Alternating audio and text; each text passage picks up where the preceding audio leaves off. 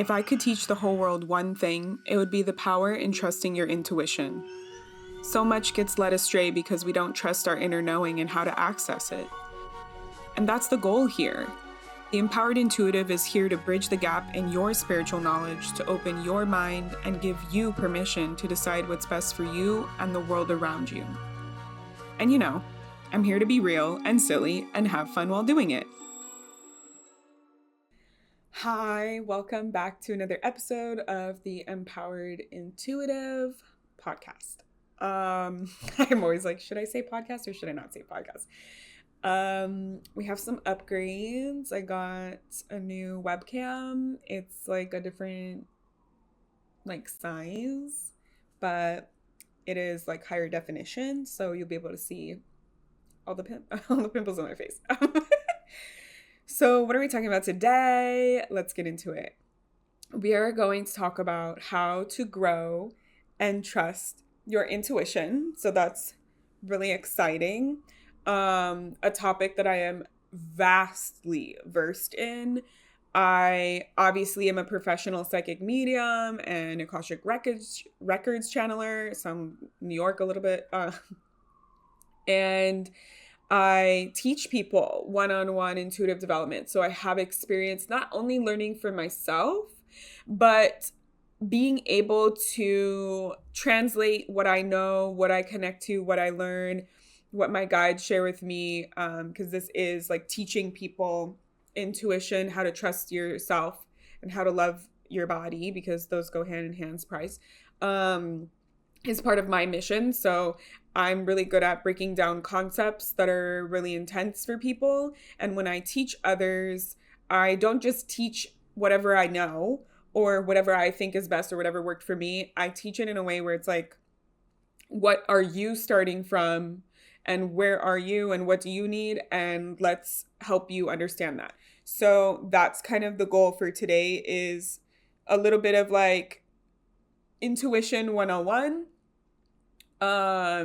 But also like a lot of like common missteps and mistakes and misconceptions that I know or have seen as a professional.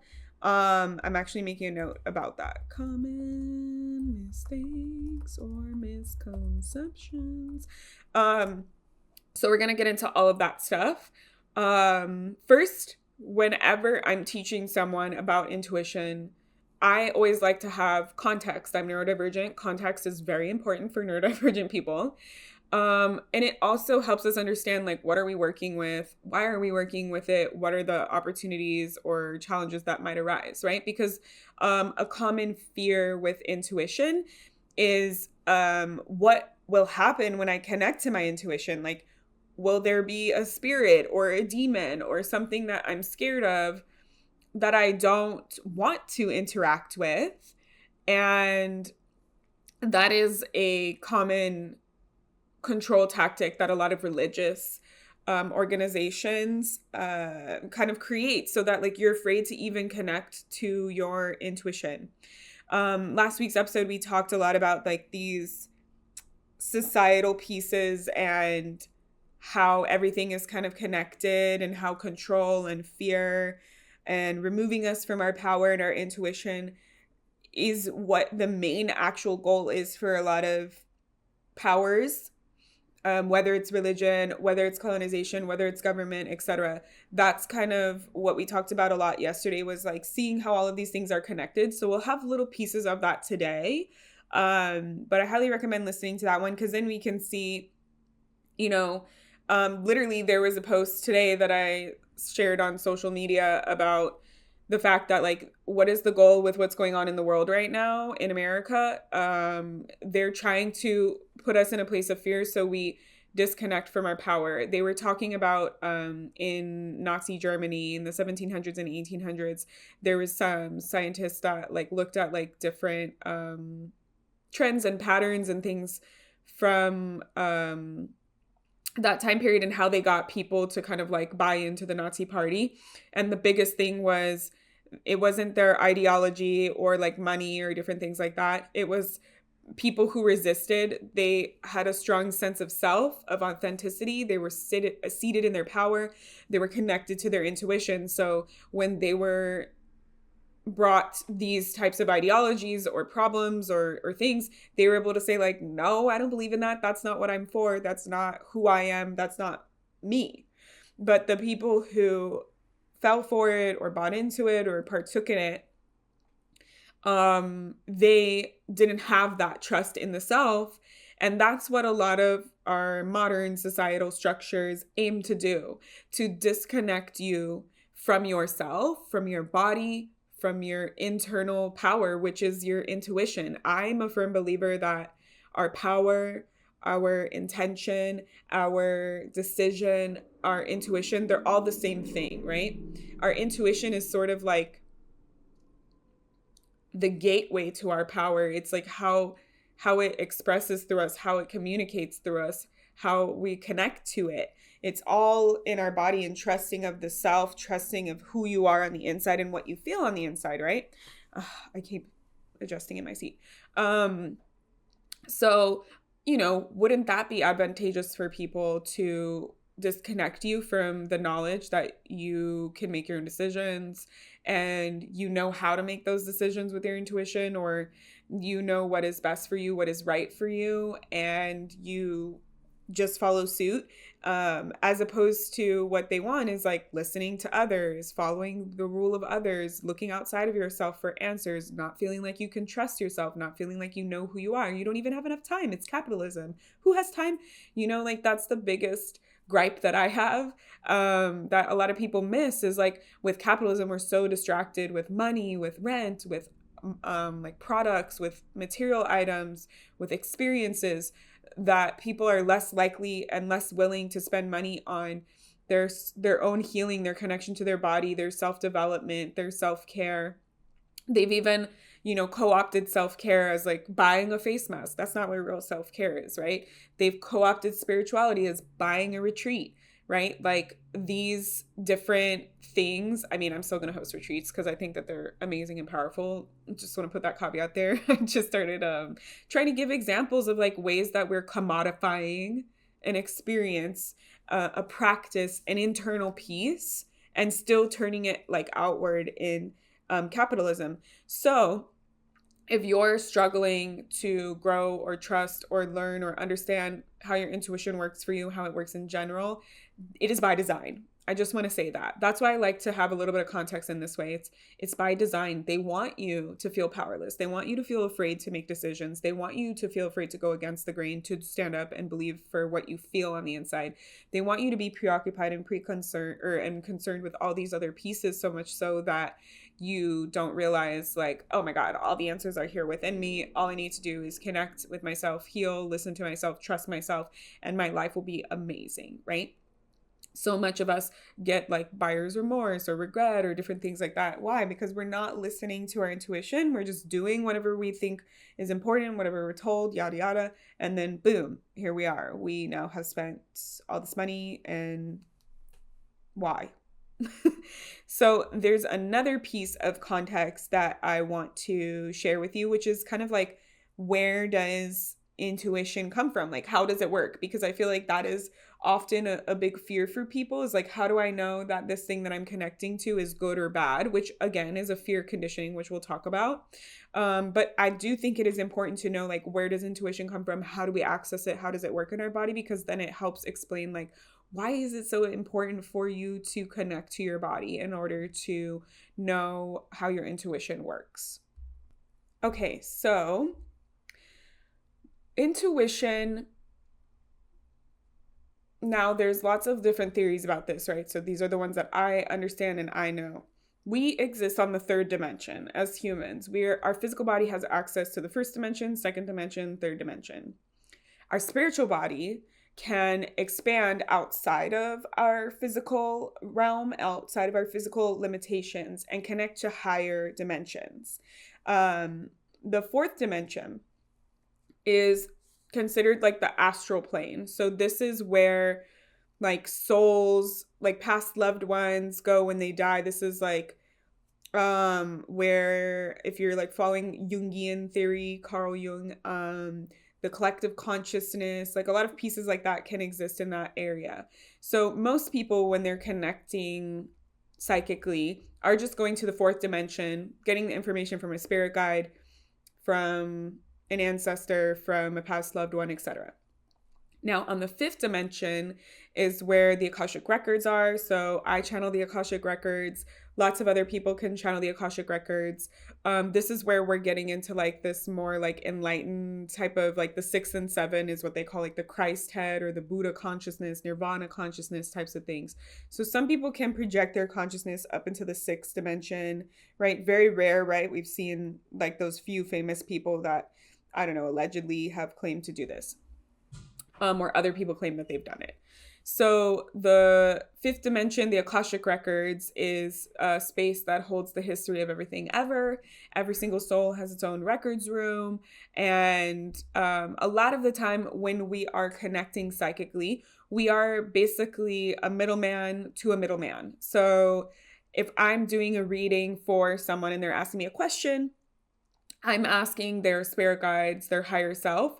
Their spirit team is going to their Akashic Records, looking up the information, bringing it back through, filtered through their bias. So that's why we usually address like higher self and spirit guides and exalted ancestors, because we know their bias is going to be in line with what is meant for our highest good.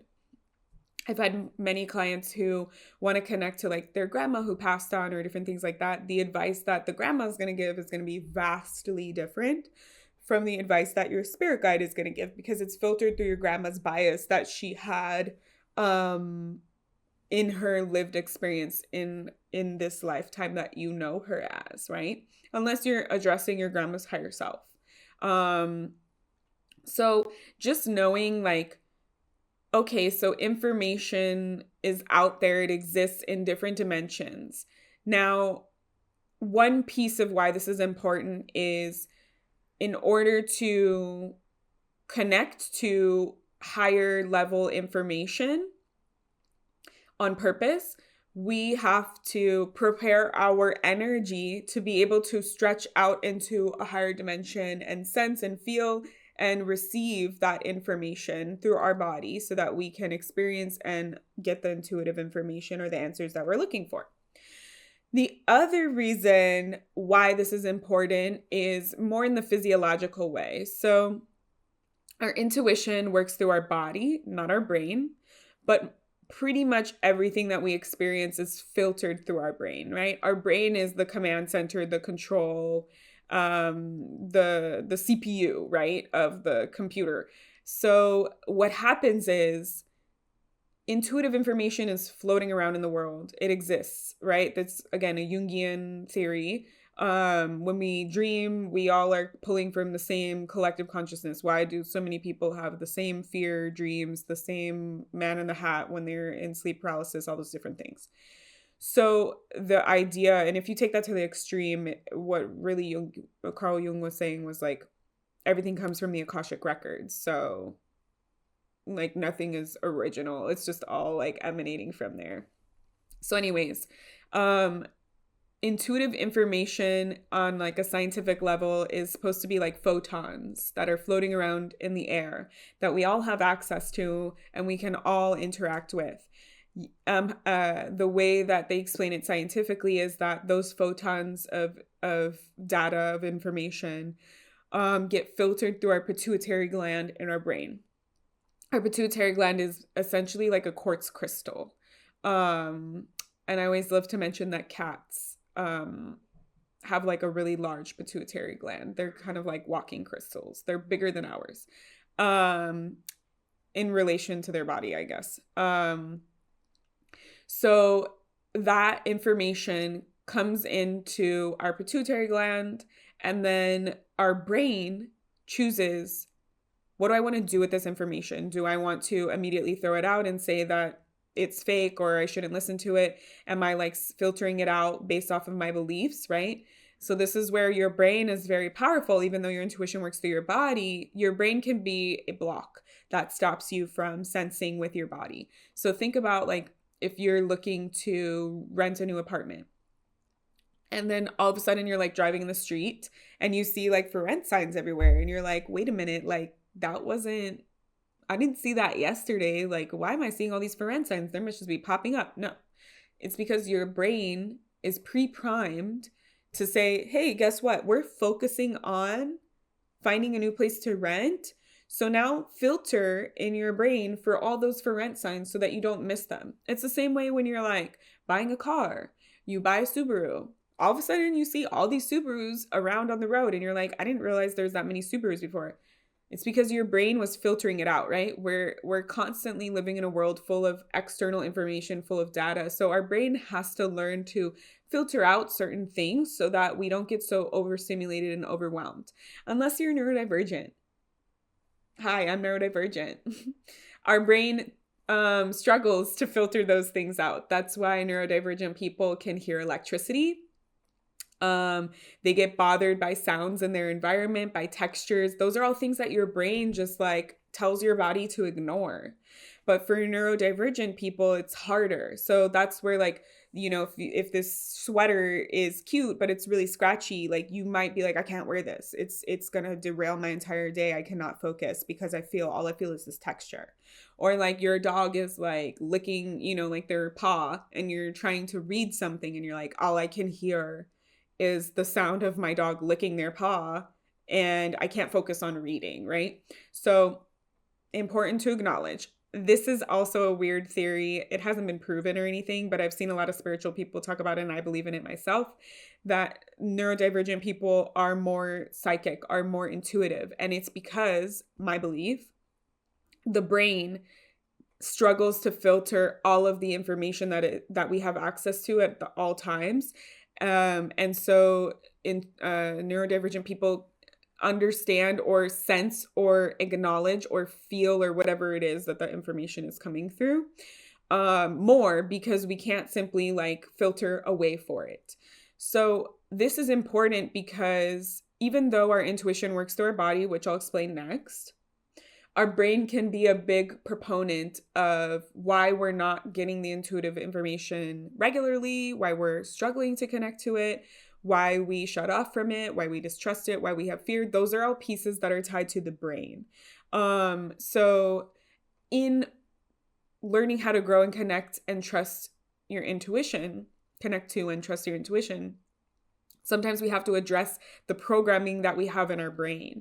And that's why a lot of people talk about meditation when it comes to intuitive abilities, because the practice of meditation is the practice of emptying your mind and connecting to your body, right? What do they say in meditation? Just focus on your breathing. If you find your mind wandering or having other thoughts, bring it back to your breath. What you're doing is teaching your brain and your body to communicate and to have a sense of control over them, right? We're telling our brain, calm down, turn off, like become battery saving mode and allow my body to be present, my feelings to be present, all these pieces that I sense inside of me to become more heightened and more aware so that I can deal with my feelings, so that I can clear out the mental clutter in my mind, so that I can, you know, all the different cool things that meditation is good for. So that is step one for a lot of people, is learning, okay, how is my brain getting in the way of my intuition? So let's talk about some of those pieces. How could our brain be getting in the way of our intuition?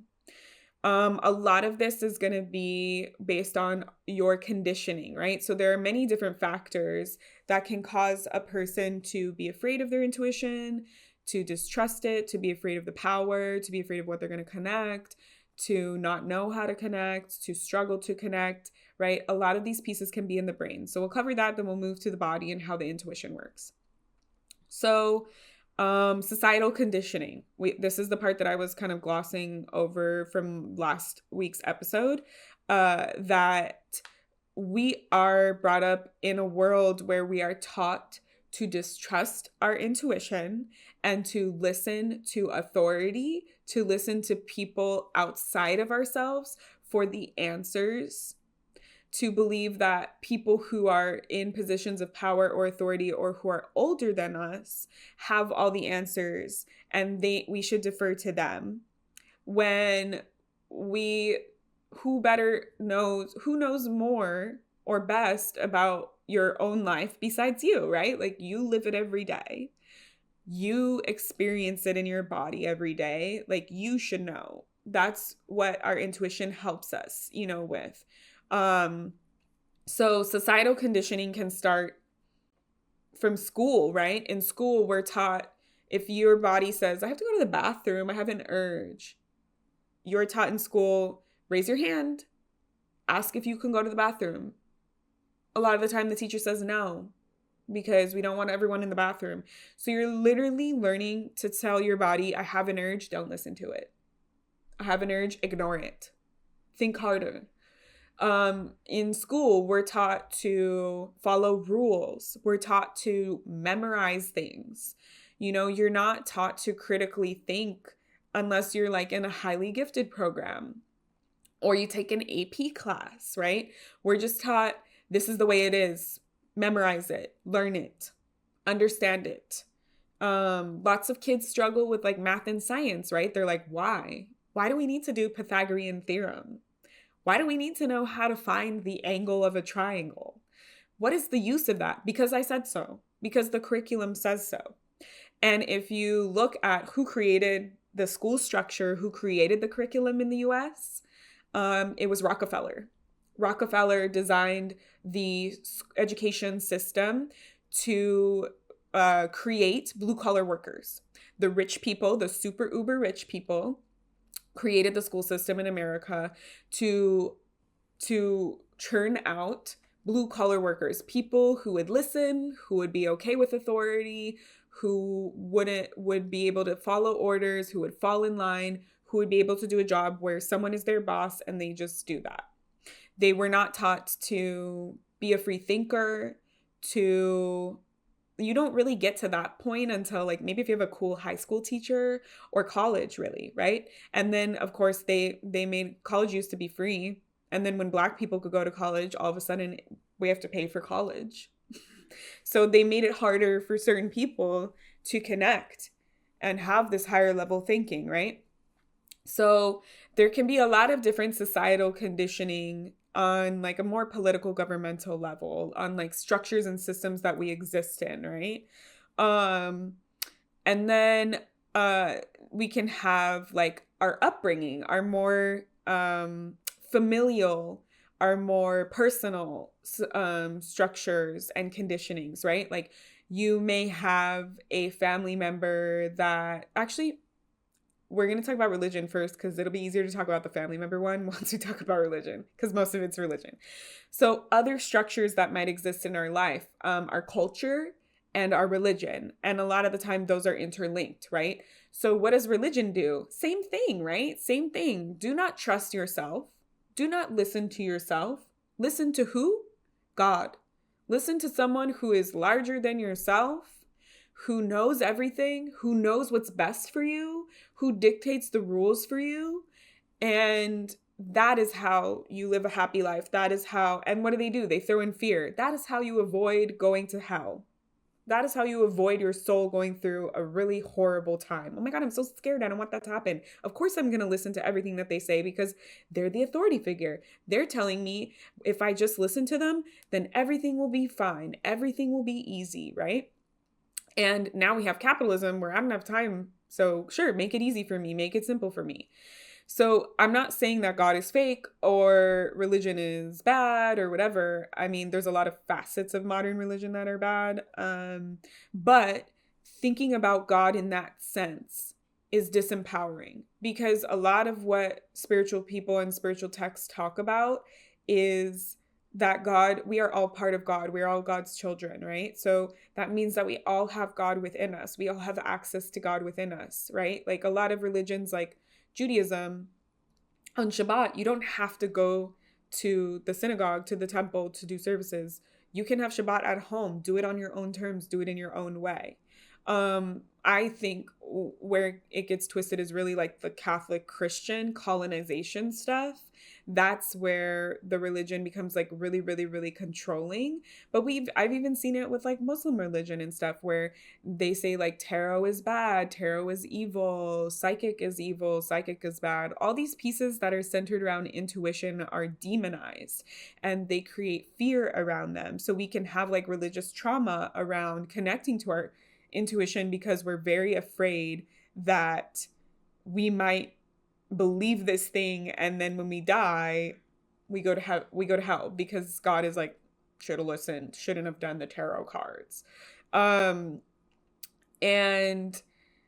the other piece of the religious conditioning, and why I feel like it's more about like Christian Catholicism, which has influenced even Judaism modernly, like so many religions, has dictated so much. It's the main religion in America, that like everyone and their mom shoves down your throat, and because of colonization. It's the main religion in a lot of places. Is that the way that the Bible was written? If you really look at it, if you really scrutinize it, first of all, the Bible is a fan fiction of the Torah. The Torah is like the original text. And then the Bible is like, okay, so allow me to break this down. I'm not saying the Torah and Judaism is correct and in 100%, but none of that. But allegedly, the information for the Torah was given to us by God and by stories of people who were Jewish and what they endured. The Bible, the New Testament, the part that has Jesus in it, was not written by Jesus. It was not dictated verbatim from Jesus. It was written by people who believed or followed Jesus after he died. So if you really think about that, and you really think about how different the New Testament and the Old Testament are, like there's no hell in Judaism, in the Old Testament, in Torah. There's no hell. There's different facets of God. There's different energies of God. There's even a feminine energy of God. There's no word like sin.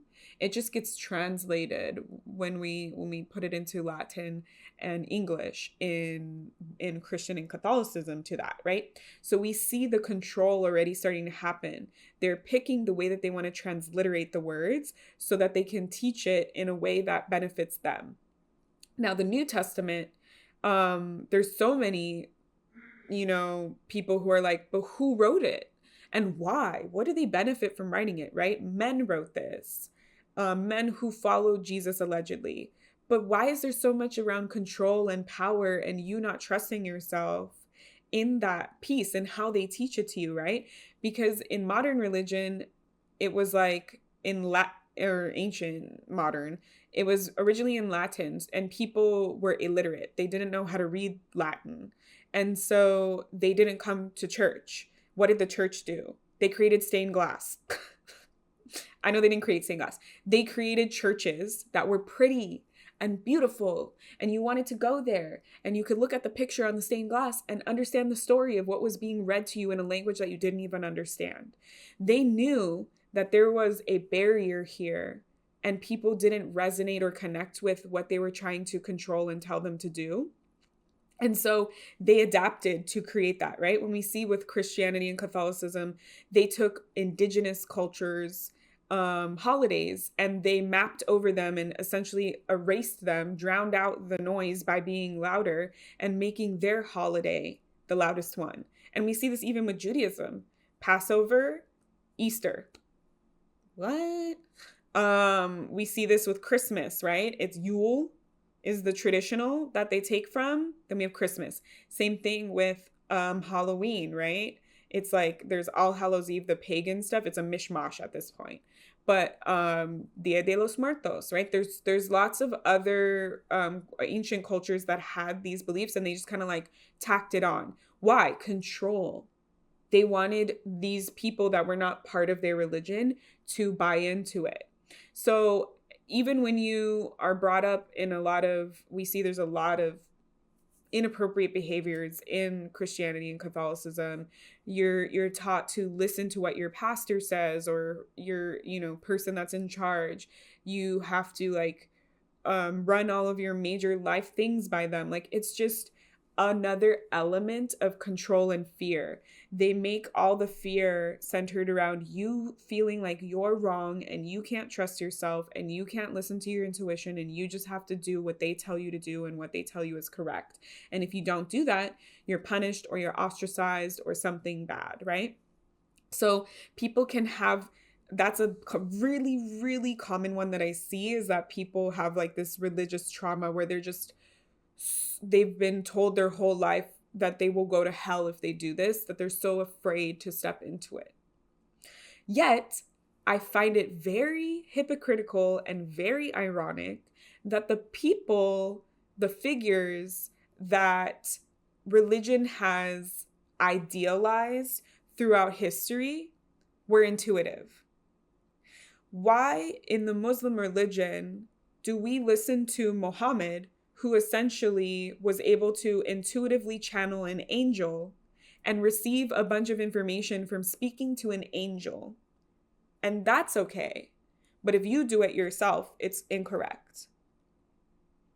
Why do we listen to Jesus, who is the Son of God, who is able to allegedly intuit or channel God and his messages, yet we cannot do the same thing?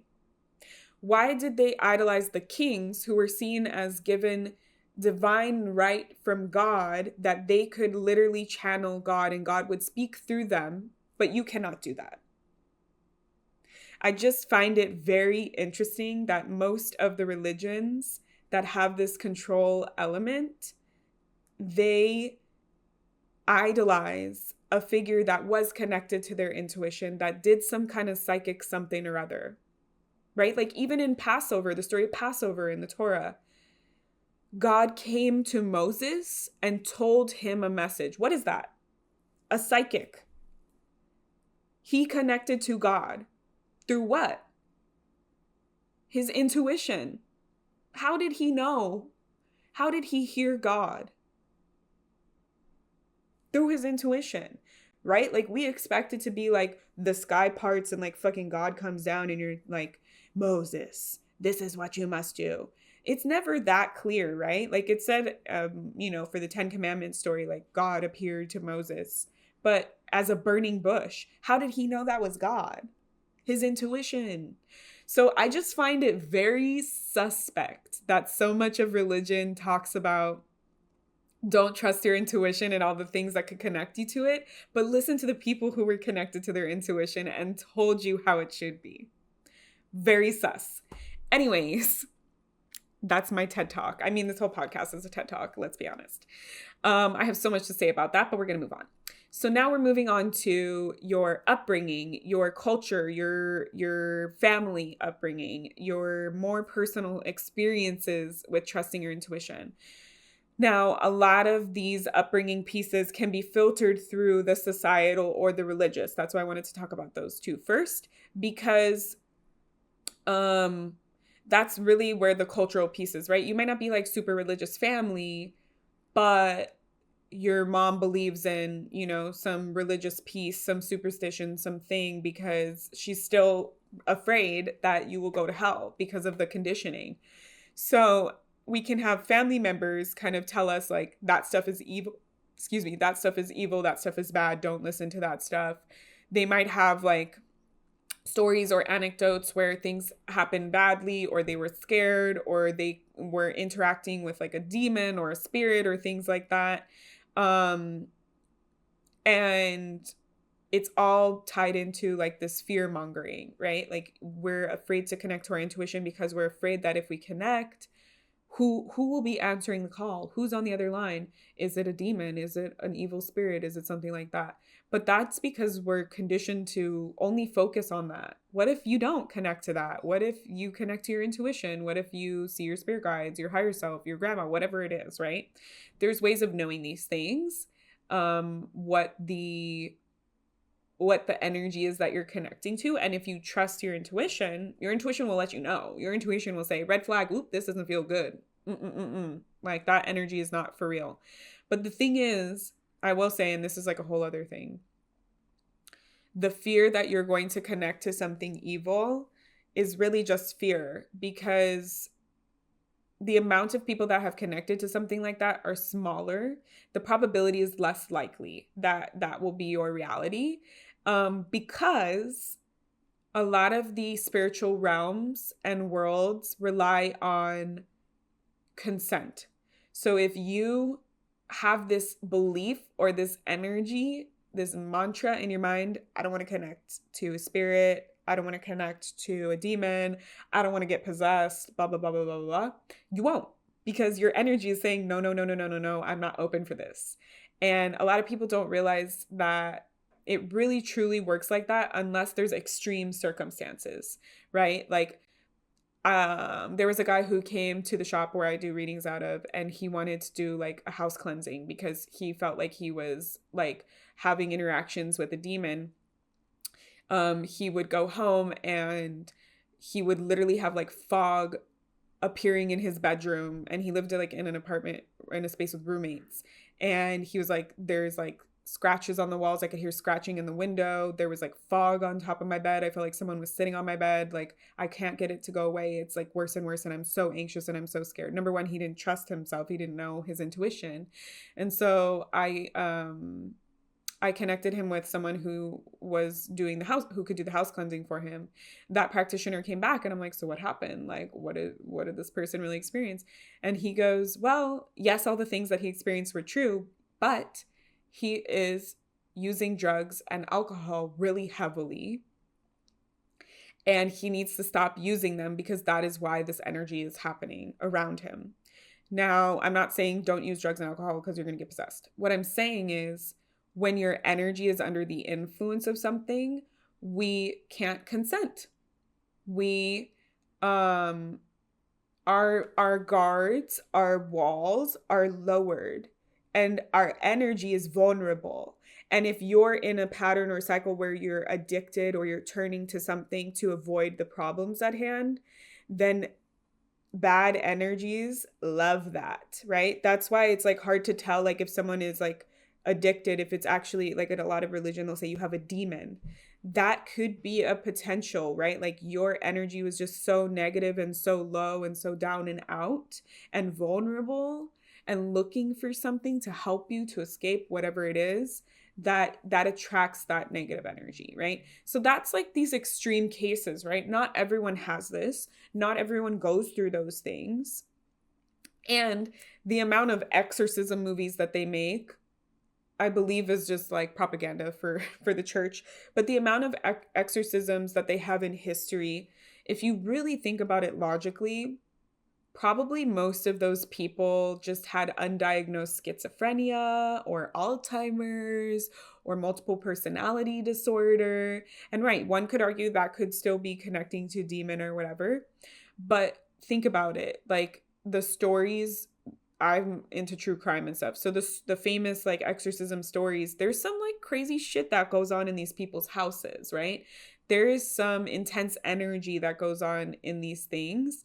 And back in the day, they didn't have the DSM-5. They didn't have psychology departments in college and all that kind of stuff, right? So they were turning to their authority figures that they were conditioned to, which was the church.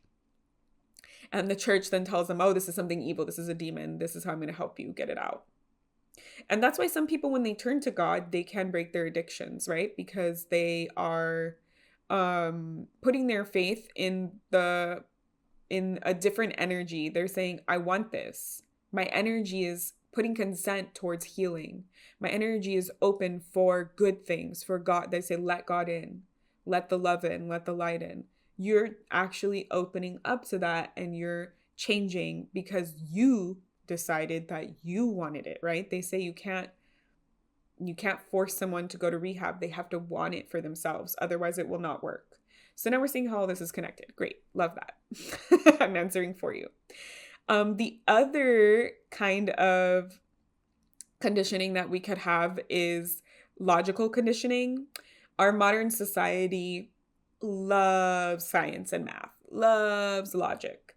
And we are conditioned from children to trust facts and figures and numbers as the end all be all. And we are in a society where women are demonized for being too emotional, and that we need to be thinking with our what is it, our left brain, our logic brain, that we should value logic and reason over everything. So that kind of conditioning also impacts our brain, right? Because we are now saying your brain is the most important part of your body. This is the leader, the center of your body, and you should defer to logic over everything. And a lot of spiritual stuff we cannot hold in our hand, we cannot see it with our eyes open.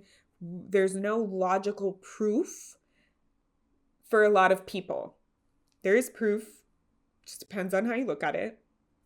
The CIA released literally those classified documents, and I was reading them, and it's literally just shit that I teach in my psychic classes. Like, they literally are like, there is an ability to connect to information.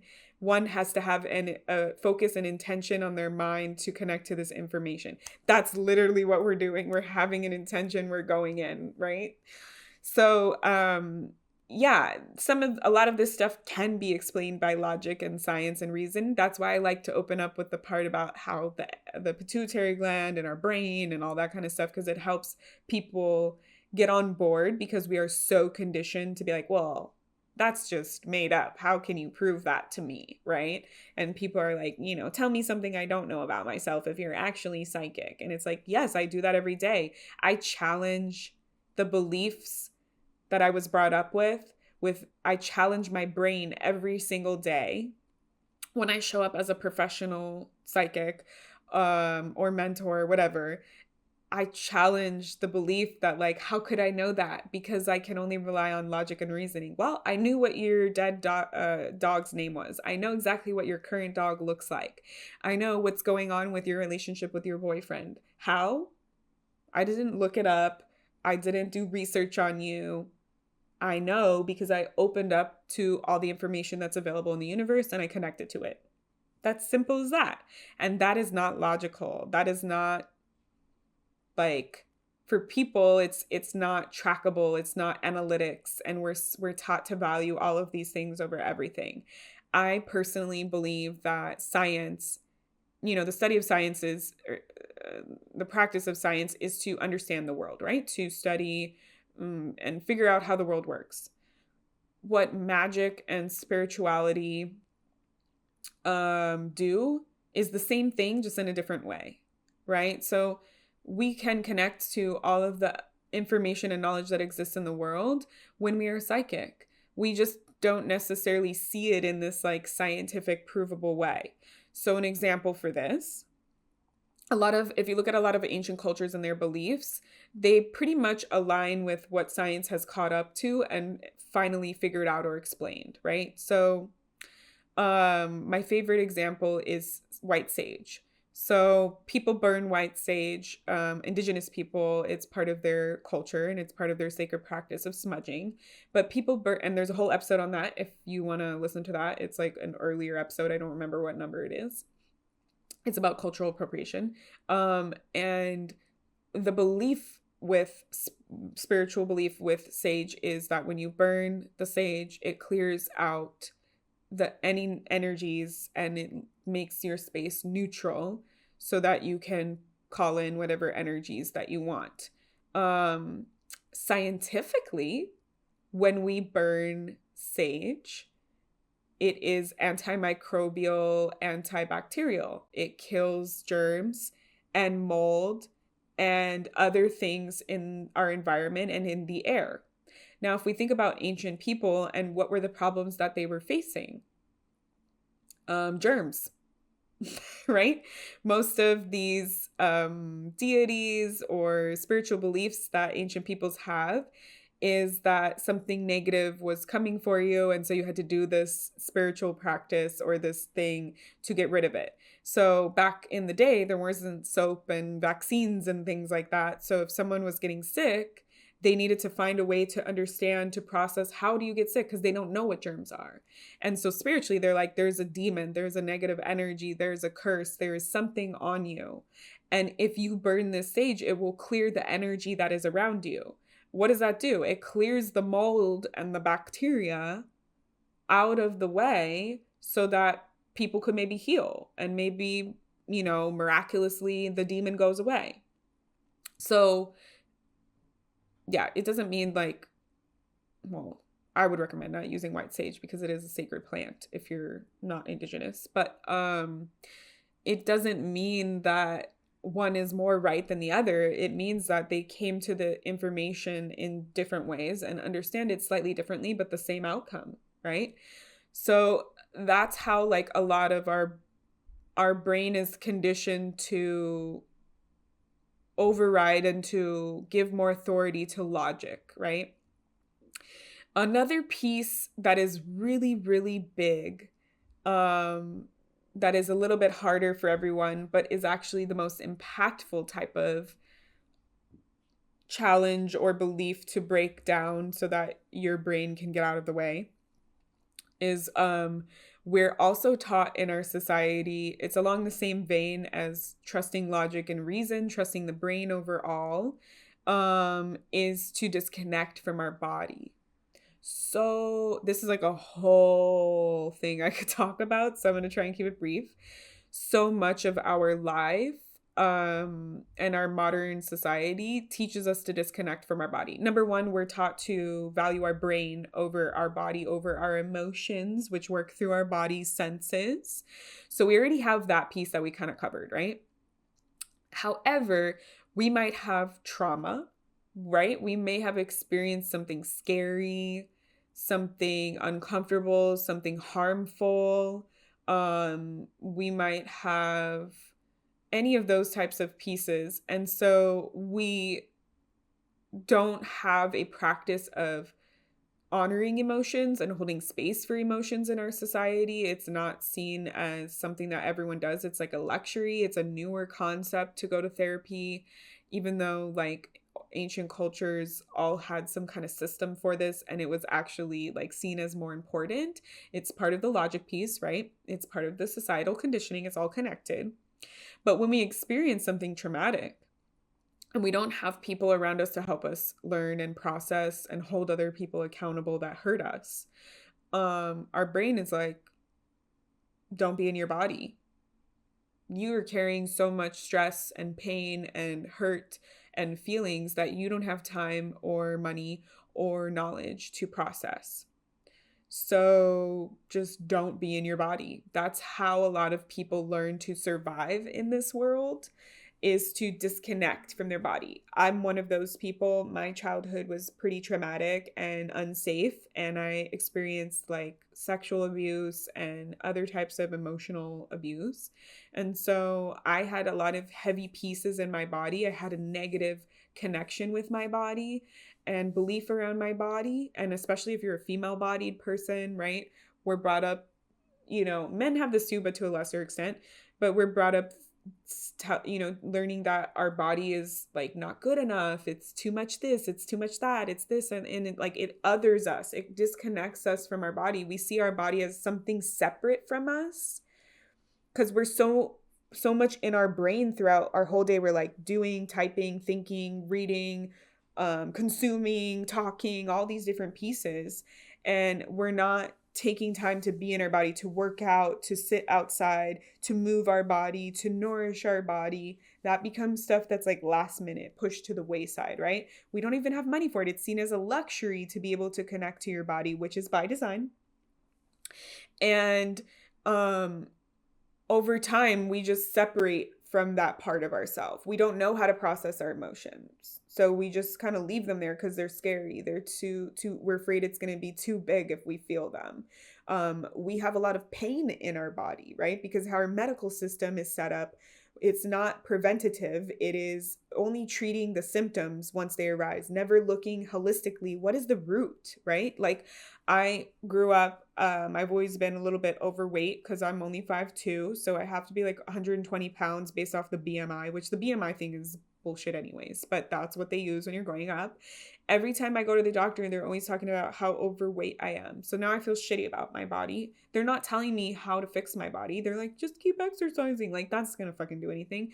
But what they really should ask is, wait a minute, so you're eating pretty healthy and you're exercising. Like I remember when I went in high school, they were like, you're overweight, you should exercise a couple times a week. And I was like, I'm in softball.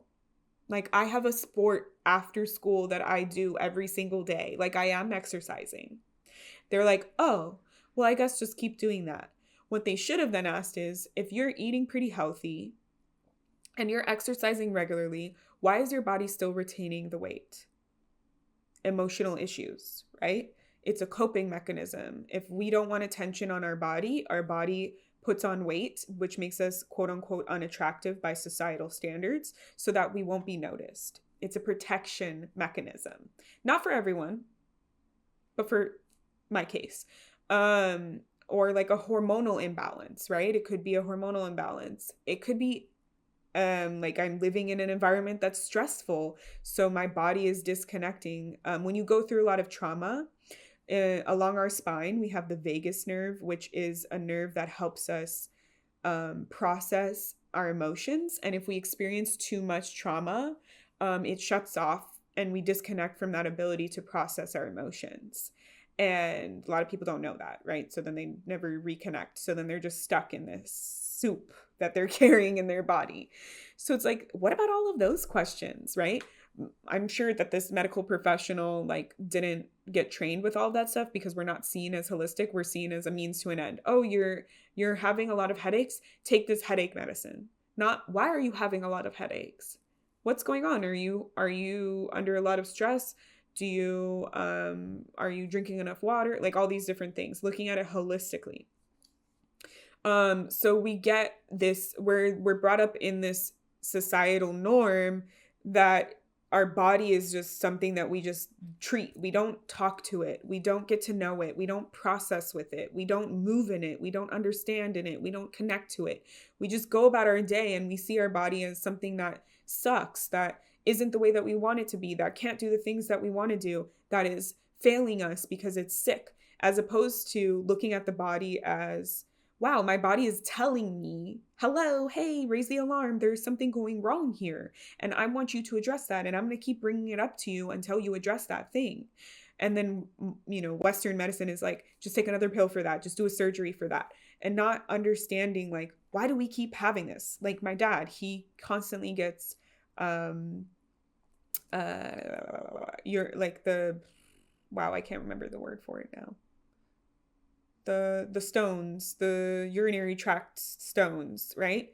And they're like, oh, we'll do this to make it smaller. Oh, you need to do this to just pass it. Why are they not asking him, why do you keep getting these? All they do is look at his diet. Well, your diet seems to be fine, so I don't know why you keep getting these. Well, if it's not that, then there has to be some reason that my body keeps producing these things that are in imbalance to me. Female-bodied people, we are not supposed to experience pain in our periods. Why do we? There is something imbalance in our body, and our body is letting us know that we need to address it, and we need to adjust and tend and change what we're doing. What does modern society tell us to do when we experience cramps and bloating and all these different symptoms from period? It's normal. Just take a pill for that. Alleviate the symptoms. Girl, I cannot. Again, I'm going on another tangent. But this is all to illustrate how pervasive the belief that we should disconnect from our body is. And then we also have that paired with not having an understanding or importance placed on processing our emotions, and those kind of like psychological, spiritual fields being really important, right? If you do yoga and you eat right, and you take time to go connect in nature, you're seen as like some weird hippie person, right? That's how like all Californians are labeled, because I'm from California. Oh, you do, it's like, okay, so you're shaming me for taking care of my body, for putting importance in my body, for wanting my body to feel and look good? Like crazy shenanigans, right? So, there's a dog hair on my lip. The only downside of wearing lip gloss all the time is my dog's hair just gets everywhere. I feel like it's still there. There it is. Okay, I think I got it. So yeah, the disconnection, why I said that is the most important thing and the most impactful thing is because, segueing into the next section, our intuition works through our body's main senses. The intuitive abilities. So number one, everyone is born with intuition. I'm just going to put that out there. There are certain gifts or psychic abilities that some people have and some people don't. I'm not going to be talking about those today. I'm more focusing on the intuition piece. Everybody has intuition. Everybody is born with the ability to access their intuition, to use it in some way, shape, or form. There are 6 different types of intuitive abilities that we can have, that we are born with. Some people have all of them. Some people have a few of them. Some people have a few that are stronger than others, and some that they barely or seldom use. It is okay. Everyone has their own unique mix of intuition. And that is something too that I always teach to my students and my clients. Your intuition is unique to you. It is a language that is unique to you. And you will experience it different from the next person. That's why I'm a big proponent on creating knowledge and sharing knowledge and meeting you where you're at. Because people online who are teaching you how to connect to your intuition and just telling you to do one thing, they are still upholding the colonial ideology of trusting someone outside of yourself and doing what they tell you to do. And that is what will work. And everyone's intuition is different. So you might see this person that's like, yeah, I do this. It's perfect. It works every single time. Let me tell you, this is how I found success. And then you're in there and you're like, I'm not experiencing it. That I don't, that's not working for me. And they're like, just try harder, because they're not thinking about you as an individual and what you bring to the table and what you carry within you. So I do want to say that everyone's intuition is unique to them. There are some common things that many people experience. Like I experience full body chills when that means yes for me, for my intuition. A lot of people also experience that too. So there are some overlaps, right? But I always teach people your intuition is like a language. It's like learning a language that is unique to you. It's not just a book that you can pick up and have all the answers, because it requires you to connect with your body, connect with your power, your intention, your decision, all these pieces. And that is something that is very personal. It's not like a one size fits all. No. There are many practices that we can do to develop and things that we can all do to help, but ultimately you're going to experience it differently, and your intuition can change over time. I used to have certain signs or symbols when I was beginning that have developed into other things now. Like I never used to get the full body chills thing, and now I get that very often. So that's very important to kind of put that out there. So when you are connecting to your intuition, know that it's not a one size fits all. Know that you might have to experiment and to figure things out. And that's why when I teach my intuitive development, I prefer to teach it one-on-one with people, so I can completely tailor it to wherever you're at and whatever you're needing and whatever your block is, right? Because we might be like, okay, how do you step into your intuition? Let's talk about clairvoyance. The 6 different types of I put 5 fingers up. The 6 different types of intuitive abilities that we can have are called the clairs. And you might be like, okay, we're going to talk about clairvoyance. That's the most popular one that they put on TV. Every single person at the psychic shop where I would give readings talks about, I want a clairvoyant psychic, because how society has conditioned us to think that those are the only real psychics that exist. Boo, false. I recently watched the Gladiator 2 movie, and the rulers tradition back in the day would let God speak through them, and they would determine a yes or no. So they would put their hand with their thumb out like sideways, and then it would go up or down. So it's like, for me, I wish I had that so I could be like, boo, no, and put it face down.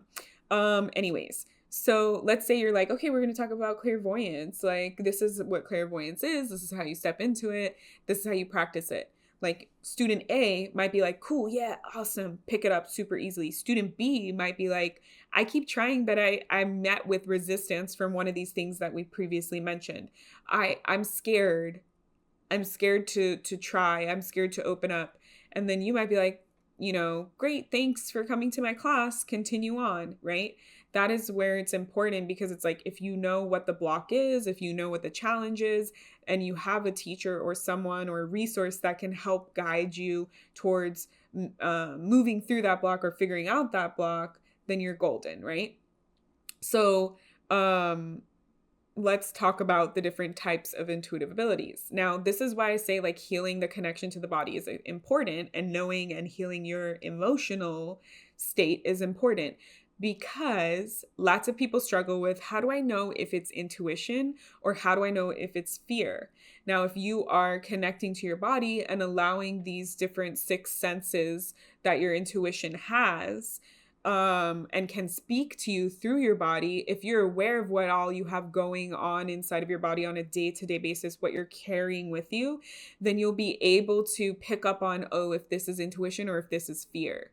And honestly, like, I've had so many clients that come to me for holistic therapy, for energy therapy that I offer, and their abilities start to come online as we are moving through. It's like a side effect that happens. It's because you're uncovering and removing all of the stuff that people have placed on you, all of the beliefs, all of the patterns, all of the stuck feelings. And so you're creating this beautiful flow of energy in your body that allows you to reach outward and connect with what is out there in the world.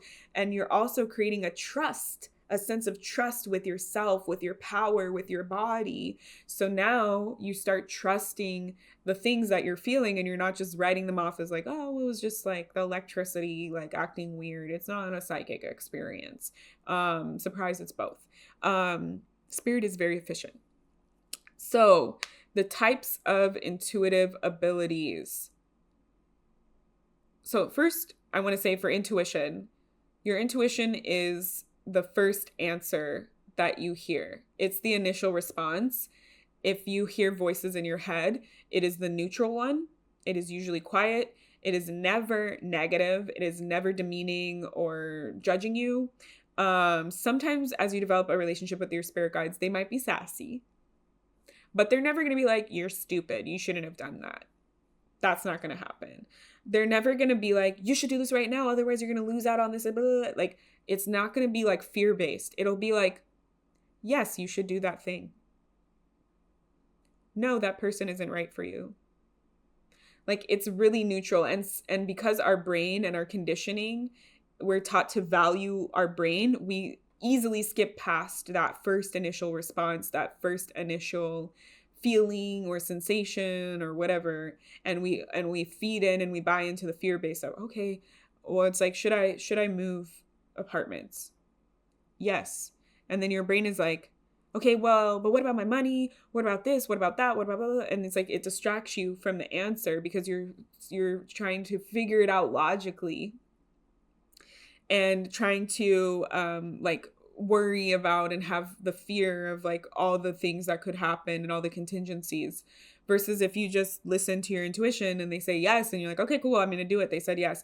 The thing that you're worried about will probably solve itself, right? They say 80% of our things that we worry about never even happen. So, it's just a way to make your life easier. Your intuition is your internal compass. It guides you to what is best for you. It should be something that you trust. And it's really all of the other things that you experience externally in your life that teach you to distrust, or you get afraid that you couldn't trust yourself and you have to distrust. So, what are the intuitive abilities? How do they work through our body? Through our body's main senses. So you can see things, hear things, feel things, smell, taste, and then the sixth one is know things. So they're called clairs. It's just Latin. So clairvoyance means clear seeing. Clair audience, clear hearing. Clair cognizance, clear knowing. Clair alience, clear smelling. Clairgustance, clear tasting. Clear sentience, clear feeling. That's really what they all are.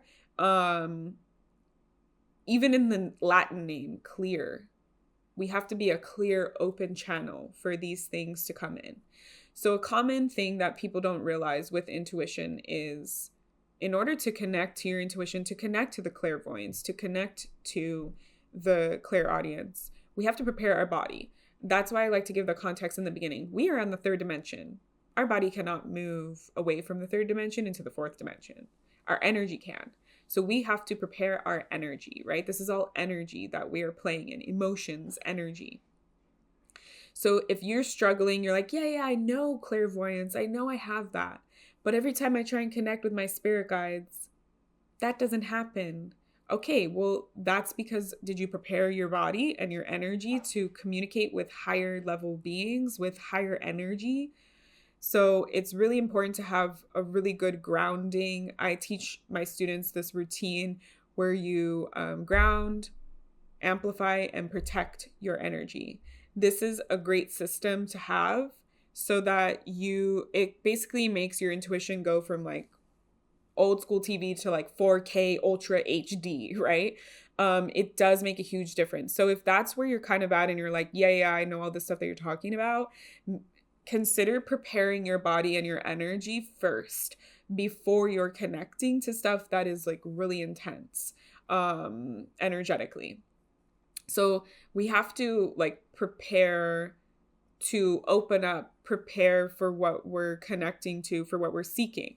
Number one, getting our energy ready. The grounding helps you ground your body, your vessel that cannot leave the third dimension in the third dimension. It also gives you a conduit, a connection for releasing energy back into the earth that is too much that you might connect to or you might be holding on to in your body.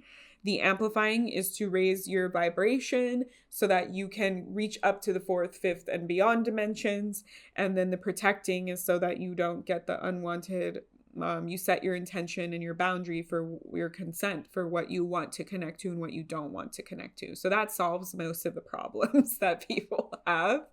The other common misconception is because we are very logic brained and focused, we are concerned with, I have a goal, I will reach that goal, I will meet that goal. I have an intention, I will make it happen. And we use our brain to guide us. This is the way that logically it makes sense. So this is what I'm looking for. That's not how intuition thrives.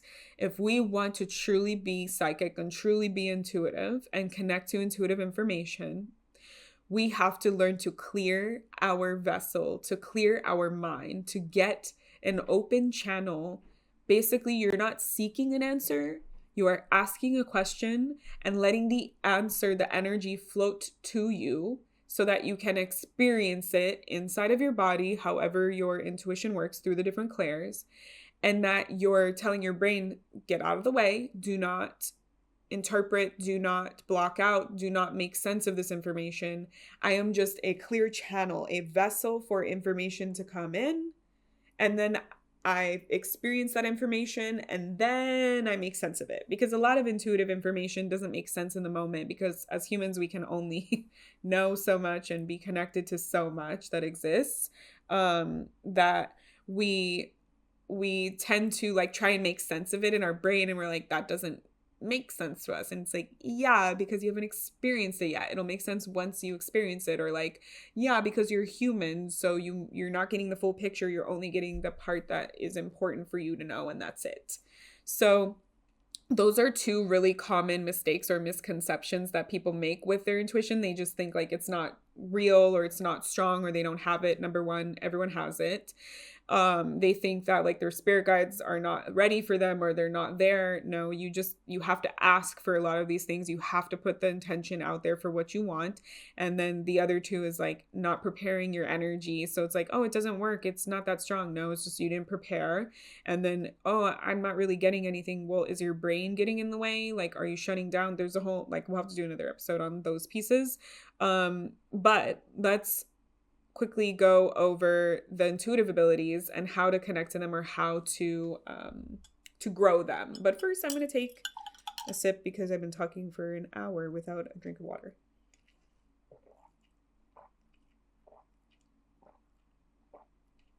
Except I'm drinking coffee and not water. Okay, so let's start with clairvoyance, clear seeing. Not everybody has clairvoyance. Some people are not born with the ability to see in their mind's eye, to visualize in their mind's eye. Your mind's eye is you can focus when you close your eyes on the space in between your eyes and your forehead. That's where your third eye is. But it's just the internal imagination that you have. So if you're like, how do I know if I have that ability? If I ask you to visualize a sandwich, can you visualize a sandwich in your mind? Can you pull up an image? Can you focus on it?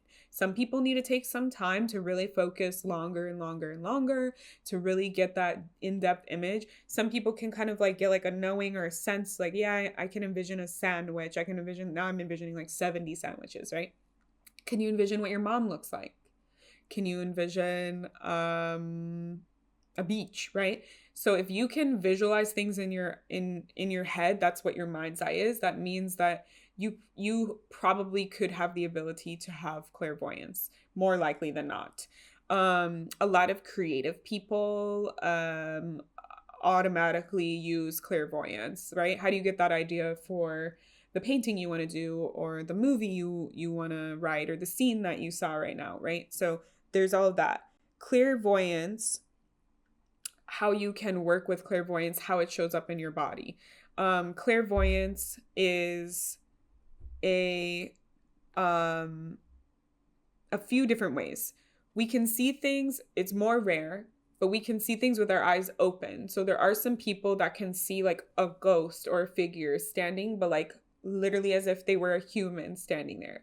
So some people can see that. You can work your way up to that, and some people are just naturally gifted in that way. For most people, it happens in the mind's eye. If I close my eyes, then I can see in the room where the spirit is, or where the deity or being is that I'm connecting to more easily. Why this works this way is just we have less distractions.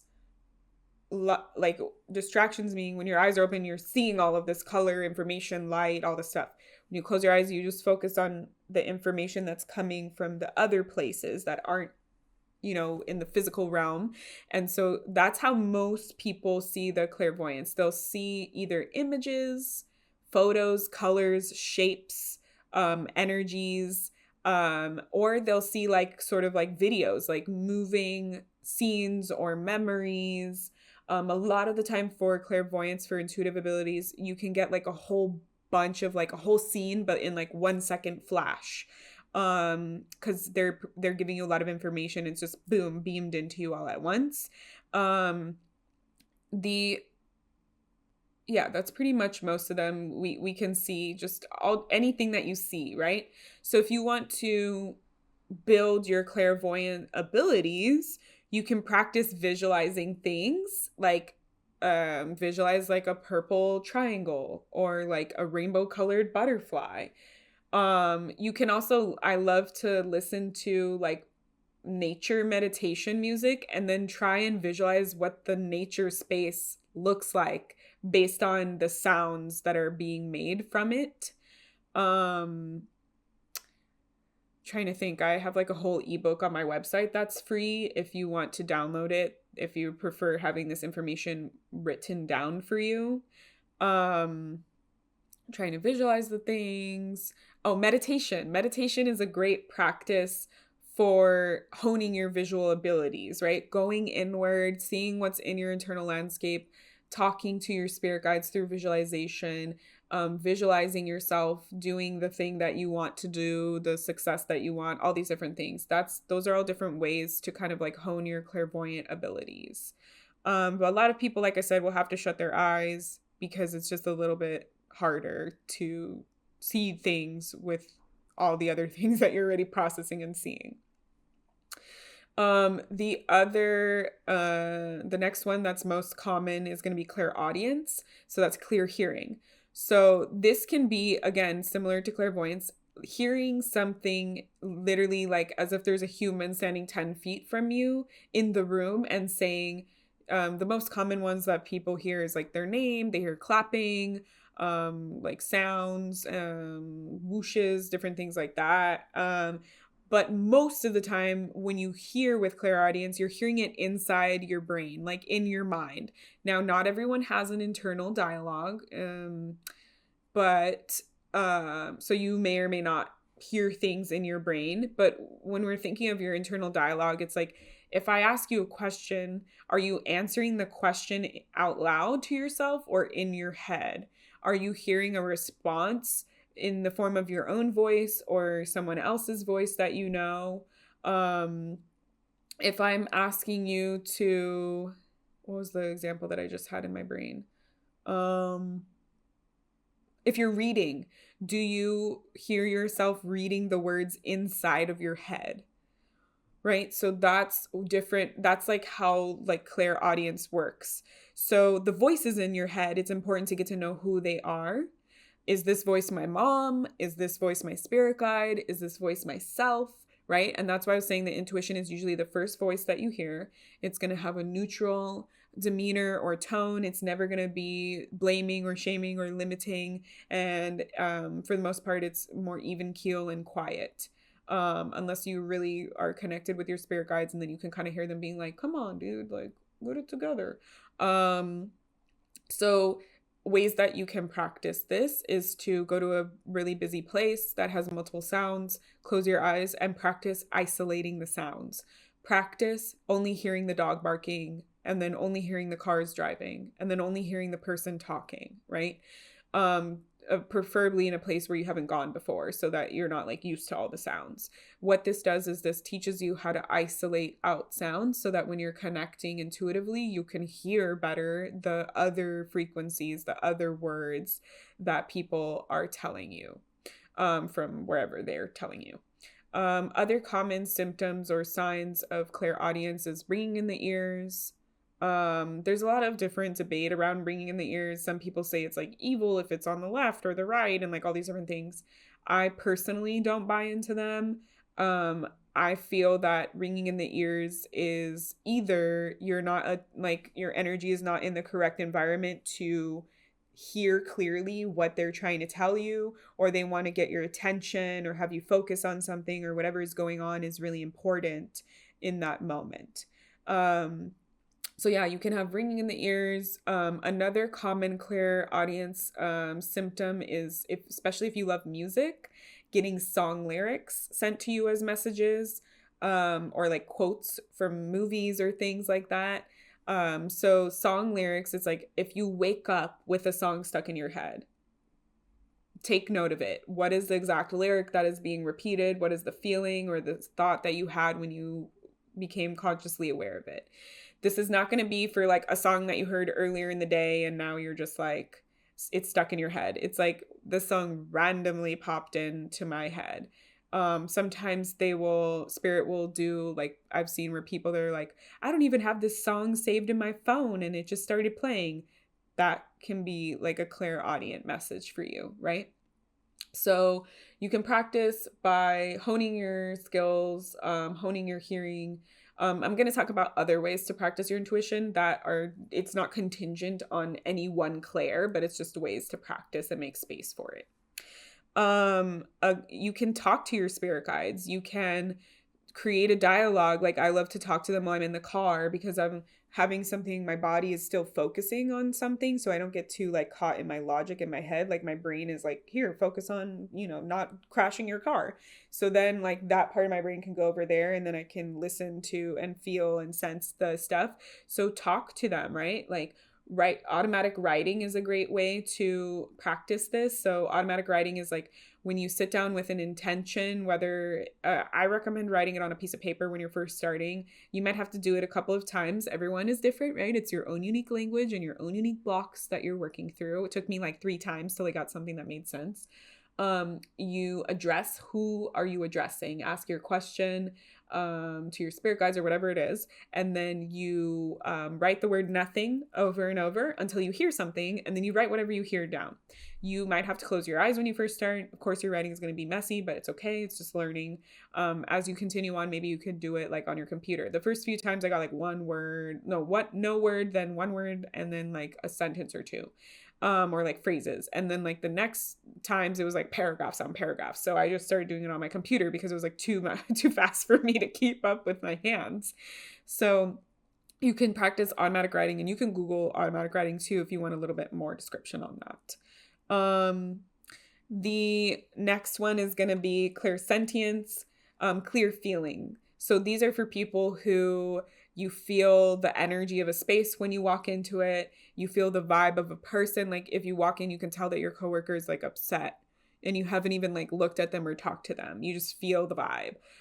These are for people who you can, when you connect, you can feel the sadness of the person that passed away.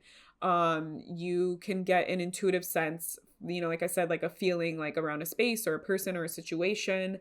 You maybe feel a lot of people's energies when you're out in public, and you can get really drained by them easily, but you feel in terms of vibes. Like that's kind of like you're not hearing or seeing something, but you're getting a strong feeling or you're getting an emotion.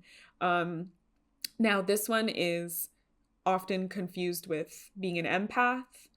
And there's some people out there who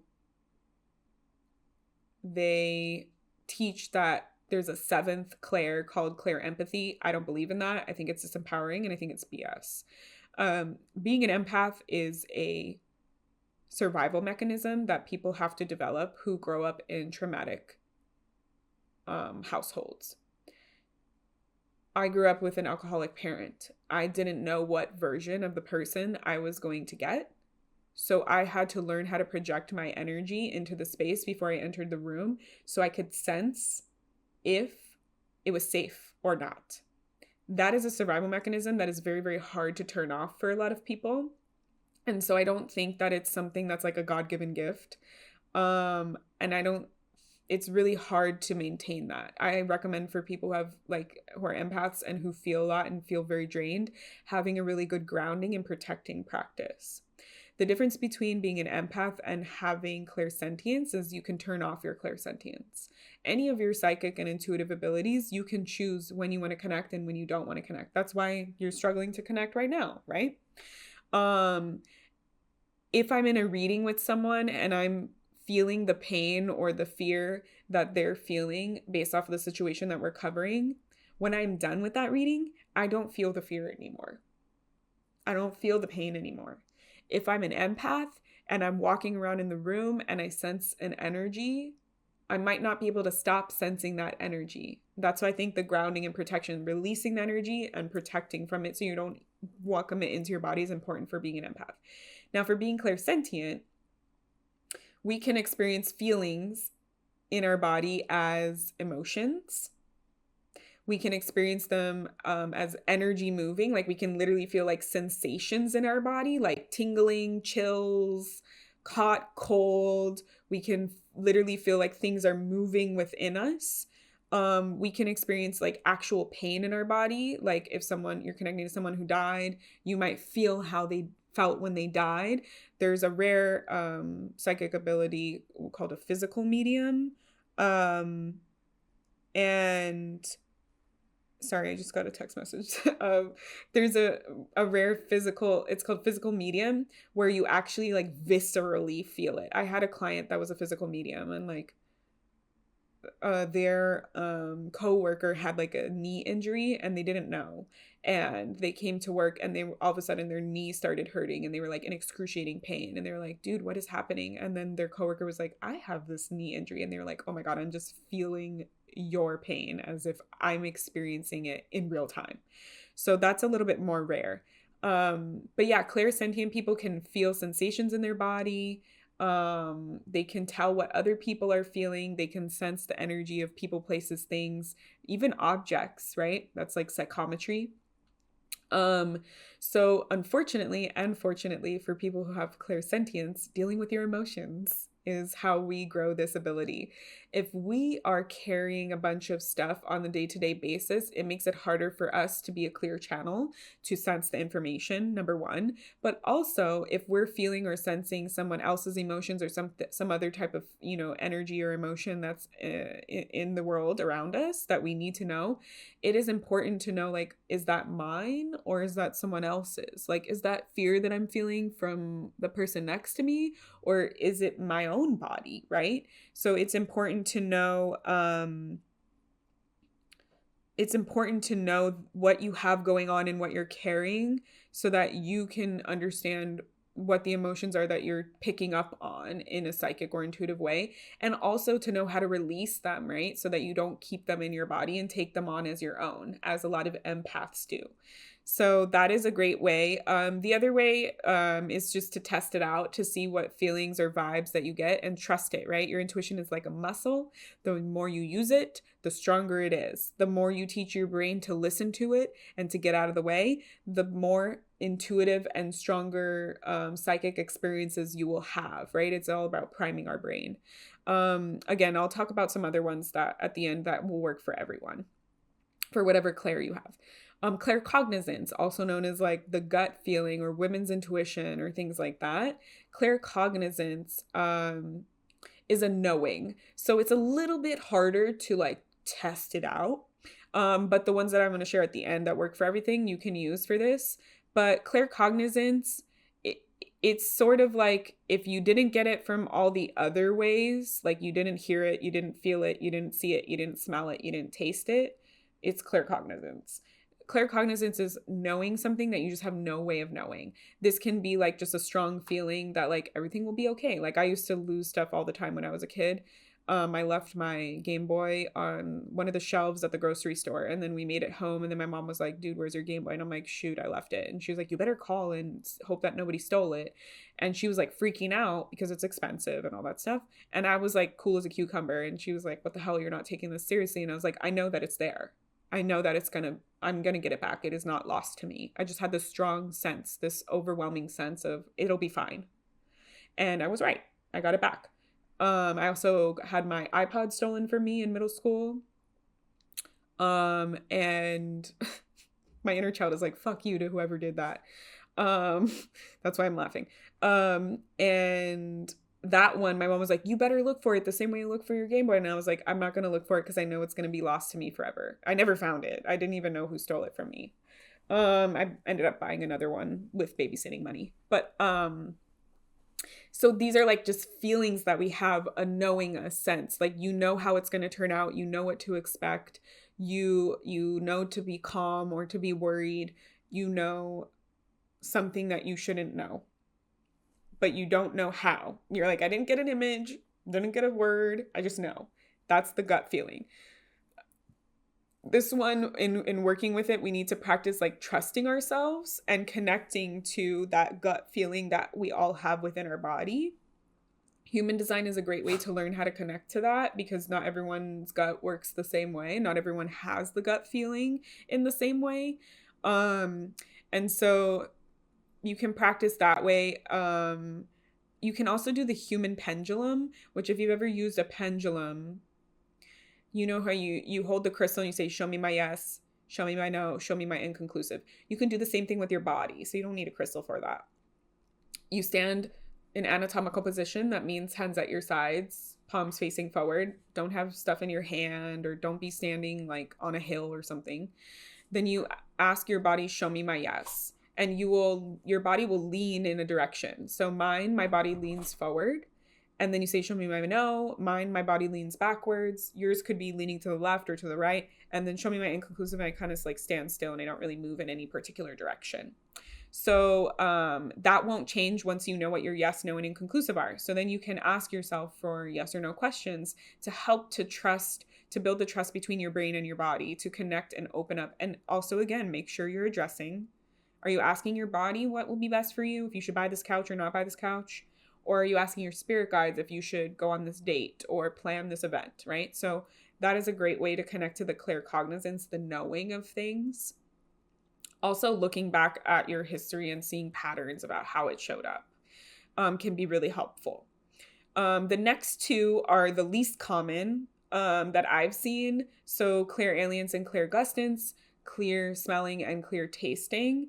They're just less common because there's not so many things that like the intuition will require like a smell or a taste for, but they are still really powerful. So clairalience, the clear smelling,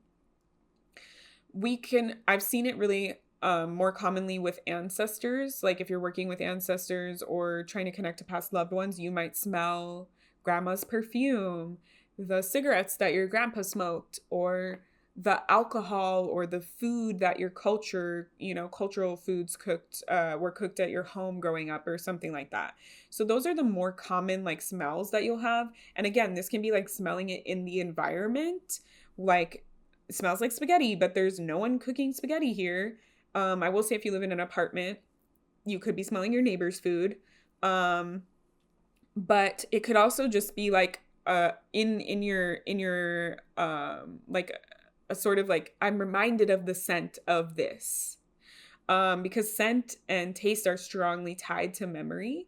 So a way that you can kind of like jumpstart that, if you get like a smell, is to continue to ask for these smells, to continue to breathe in your environment when you're needing to get more information. And there is in human design, some people have smell as their strongest sense, and they will get a lot of intuitive information.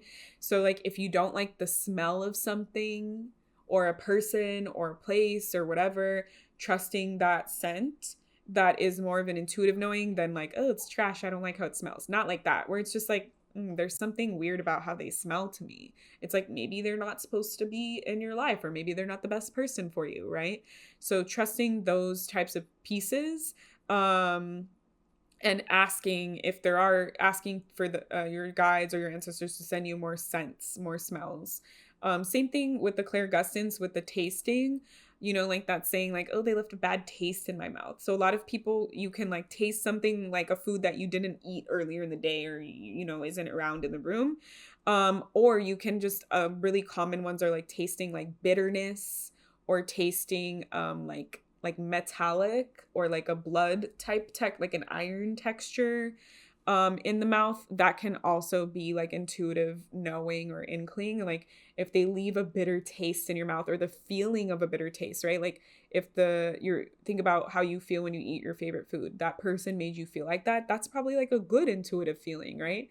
Versus if you interact with someone and like they remind you of like something bitter or gross, or a food that you don't like, then like maybe don't interact with them again, using your intuition to guide you in what would be the best decision. But yeah, same thing. It's like tasting stuff that you didn't eat like 2 hours ago that's stuck on your tongue. A very similar as well. It's going to be mostly cultural foods or alcohols, or smokable things. Usually shows up more with ancestors. Like if you're building an ancestor altar and you're like, what offering should I leave you? And you taste, like the food of your culture in your mouth, and you're like, cool, gonna make that for you. And some people also have taste as their strongest sense in human design. So that's also like could be another intuitive instinctual knowing for you. So trusting those receptor pieces that you get and the feelings that the receptor pieces give you for the intuitive information.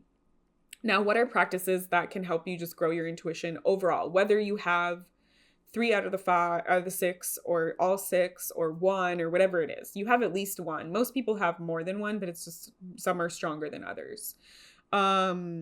So my favorite thing to do is to tap in for things that are low risk to you, right? It can be hard to trust our intuition from the get if we don't have like a track record, and then we're trying to use it on something that's like a really big deal in our life. And so our brain might confuse us and make us second guess ourselves. So start small. We're not going 0 to 60. We're starting with something that's low risk. What I mean by low risk is if I fuck it up, if I don't get it correct, nothing will change. So my favorite low risk intuitive activity to tell to people and clients is using TV or movies. So like if you're watching a movie that you've never seen, pause in the beginning or before you even start watching it. See if you can use your intuition to predict the plot, to predict, like, let's say you're watching a horror movie, who will die and in what order, right? Maybe you watch like the first 5 minutes or something and then you try and predict. You can do the same thing with TV shows, reality TV shows. Who's going to win on RuPaul's Drag Race tonight? Who's going to be eliminated first? Who's going to be the winner at the very end, right?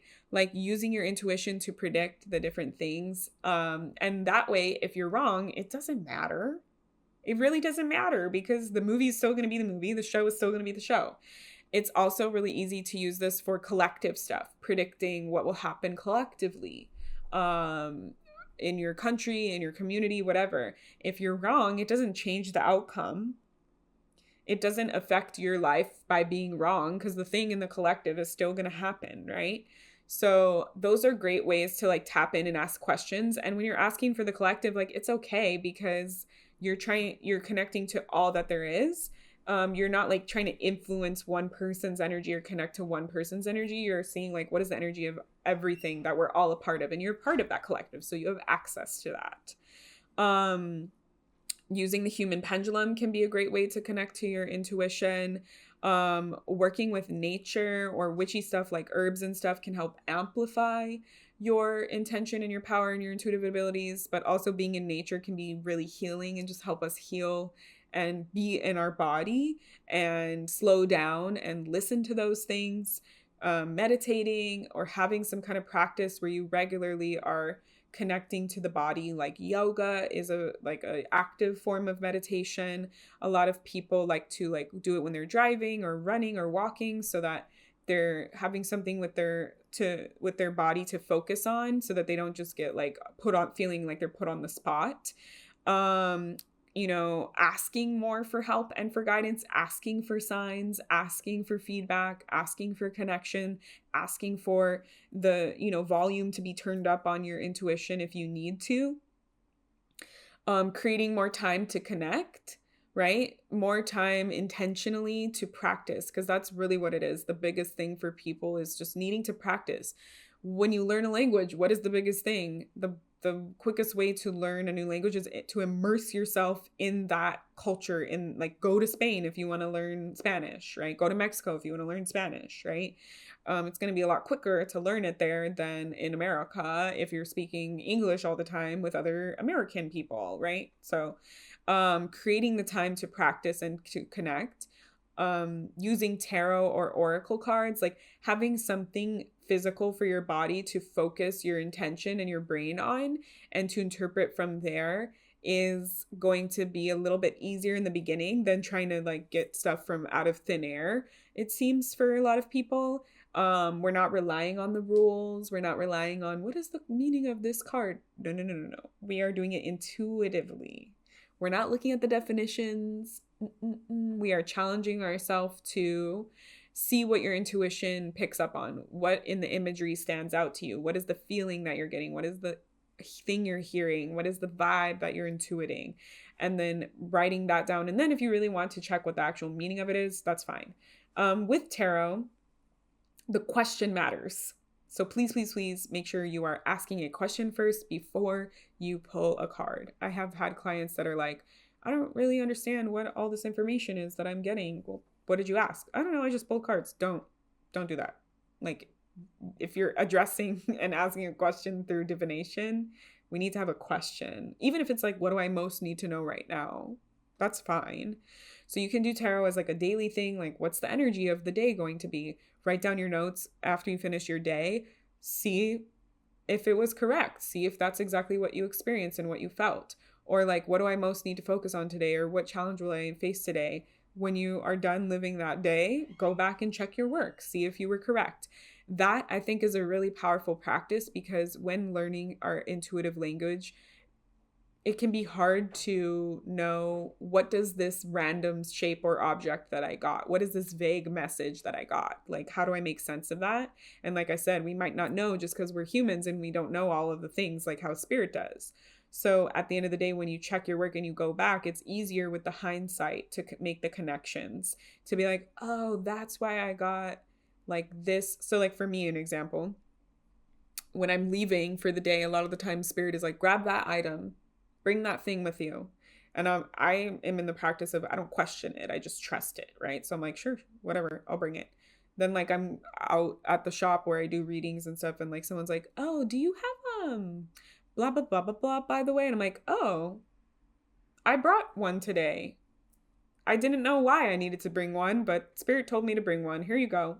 Right? So it can be for like very simple things that we don't even know why or who or how, but it's like now that it's happened, now I understand and I get why you told me this. But if I were to sit there and be like, well, why do you want me to do this? And why do you want me to bring this? And blah, like I would have missed the opportunity and I would have just got caught in the logic piece, right?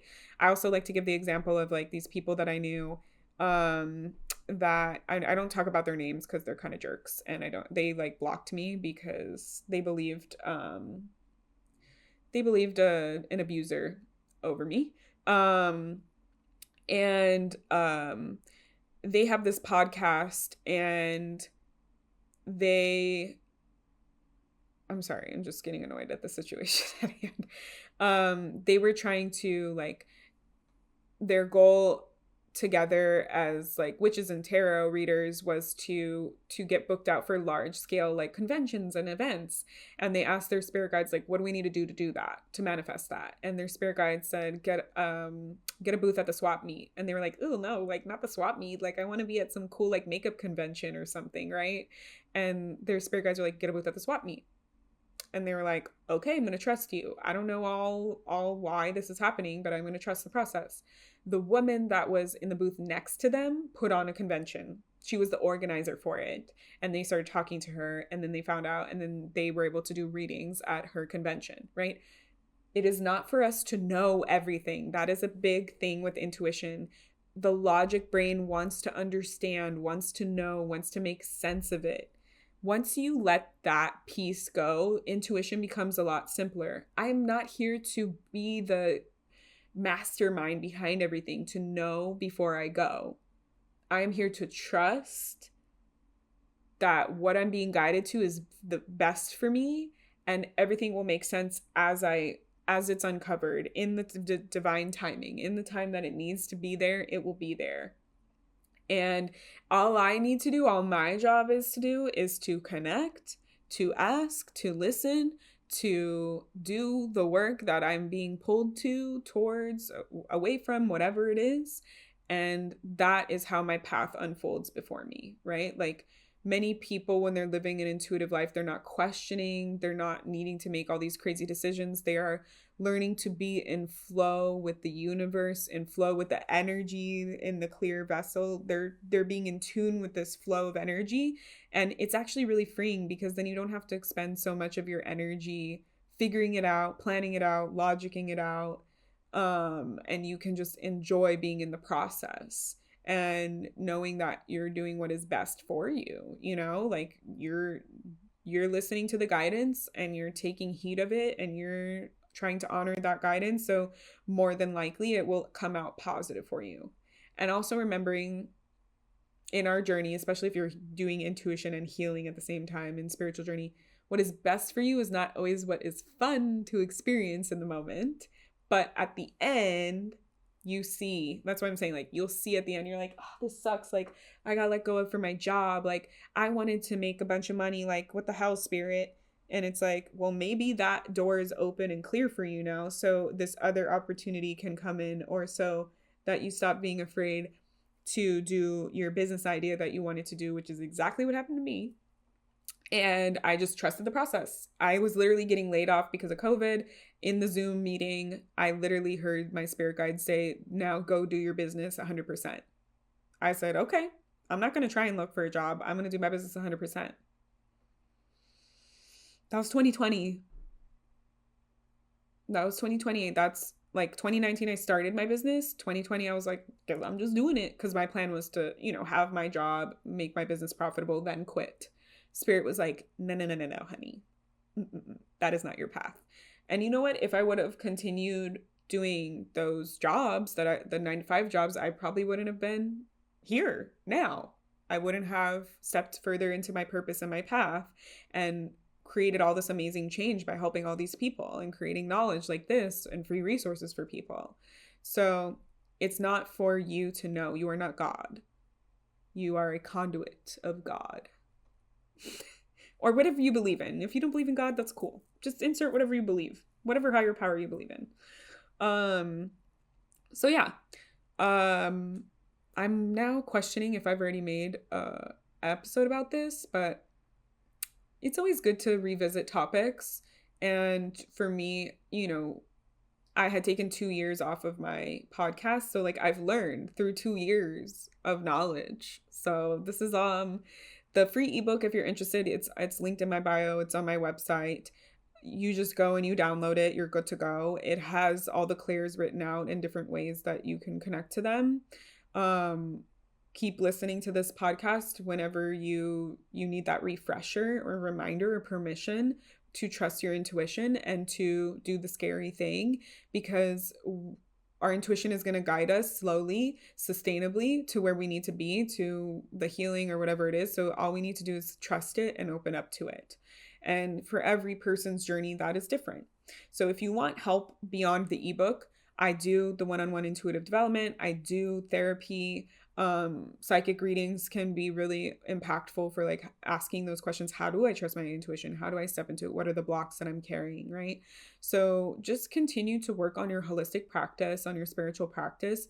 And if you are wanting to work with me, or you need some help, or whatever the, curiosity or inkling is, I'm always here for you. I am fully employed in my business as a small business owner. So like supporting, small businesses like me helps us, the work that I'm doing, I believe is very important for the world and very tied into the revolution that needs to happen right now, right? The more we trust, the less we give away our power, the more we stand in our power, and we create a system that works for all of us collectively. So it's all tied together. It starts on these micro personal choices that ripple into bigger choices, right? Like I started by listening to the intuition that my guides told me about, going full force into this. And here I am creating content and information and knowledge for other people to do the same exact thing, right? We don't know how the process will take us all the time. You're lucky if you do. So yeah, feel free to, or human design too, can really teach us a lot about our body and our intuition. So those are all great pieces to go from and to be in. And I don't know, I'm just like I'm really excited for all of the intuition stuff that's going to spark from your life and in your path. And again, please leave us a review on whatever platform you're listening on, comment, follow us on social media, on Instagram, the Empowered Intuitive. You can follow me on social media, Love Sakratoff, TikTok, Facebook, Instagram. I think I'm on Blue Sky. I still have a Twitter, but like I don't have the app in my phone. I just didn't delete it. So don't follow me there. But Blue Sky and Threads and all that stuff. Not that I'm super active on there. And yeah, so leave a review, share with other people you love and and comment and follow us and do all the things to help support us so that I can continue to make money from, this, so I can continue to, I'm not making money right now, but so I can continue to create this free resource and offer it for you. You have to have certain parameters met in order to get ads on a podcast. So I'm just being transparent. Like before I've made like $20 from ads. So I'm like rebuilding that, but it'd be cool to make like hundreds of dollars from ads, and you can just skip the ad. Like then you get free resources. Not really good at goodbyes. I've said that many times before, so I just keep saying yeah until I end it. So thank you all. I look forward to hearing from you, speaking with you, empowering you, helping you love yourself and trust yourself. And next week and for many weeks to come, feel free if you want additional content. I have like 50 other episodes that you can parse through if you're new to this and you're just finding us. I also have a new podcast called Source Seers with my business partner, Ty Lynn. So there's even more content now. We have like 4 or 5 episodes out. So enjoy that. And by the time that you hear this episode, we'll have 6, 7 episodes out. So I hope you have a good rest of your day and you have cool intuitive experiences. Thank you for listening to your intuition and listening to the Empowered Intuitive podcast. I would absolutely love it if you could leave a review on Spotify, Google, or Apple Podcasts. Subscribe or follow the pod wherever you stream, and legit just tell all your spiritual baddie friends and fam about us.